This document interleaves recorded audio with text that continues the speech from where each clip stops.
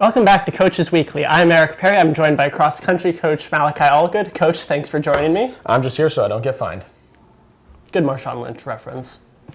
So, there haven't been any meets since the last time we talked. So, how's practice going? Oh gosh, it's going every single day, honestly. Have you ever seen Harry Potter? Several times, yes. Perfect, awesome. So anyway, practice is great because at this point in the season where we have a little bit of a break, it allows them to like really focus in. Think of like Bradley Cooper in Limitless. I'm trying to get them to use more than 10% of their brains about stuff. But it's nice to kind of take a step back. We talked a lot about doing things with intention and purpose. I've dropped bars in the fitness center as far as every day that they're just going through the motions, our opponents are going through the process, and only one of those people are going to be more prepared. So we're just taking it step by step, day by day, and trying to stay healthy, stay happy, and then stay in it. Okay. And has the changing weather affected practice at all? Like I know last week on the weekend it was like 60s was the high as opposed to being 80s and 90s before. Yeah, I mean, it's kind of been a bummeroonie for Malachi. But otherwise, running-wise, I think it's nice because there's a little bit of variety, and variety is the spice of life. And so truly, I just want the team to be a bunch of Spice Girls and be okay with good weather, bad weather, cold weather, hot weather, rain, snow, shine, sideways sleet, you name it. It does play a factor, but we train in an environment where I try to get them to negate that as much as possible. I don't want them thinking that that is going to be the ultimate determiner of their race as opposed to the effort and focus that they put into it. So if there's a blizzard, they can still power through. They'll be fine. It's Chicago. This is what it is. Yeah. So you said the first meet last week was all about getting off the rust. Do you think that meet and the practices up to this point have done a good job of doing that? Yeah, I think we're in a really good spot.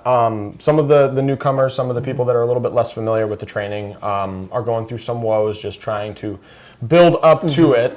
It is a more strict training regimen than they've experienced previously. But at the end of the day, the way that our training has progressed has really just been music to my ears, as if it's almost playing in the background right now. So I think that having used that rust buster the first week and then moving into this week where we're just starting to really get our feet under us is going to play a huge role as we go into the next 3 straight weekends of competing. Okay.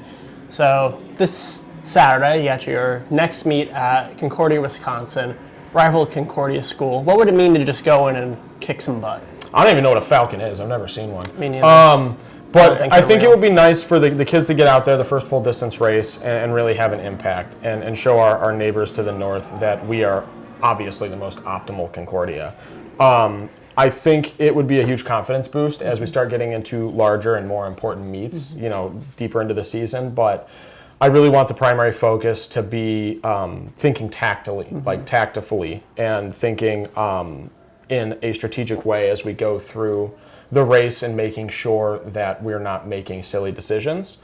No silly geese on that pond. I just want them to be smart and be brave and go out there and get the first full distance race out of the way. Okay. And what are some silly decisions that the runners can make? Getting out too fast. Or if I ask one of the runners specifically, Miguel, to maybe not go out in front of the greatest Division III men's running program to ever exist in our first race, and then he immediately does.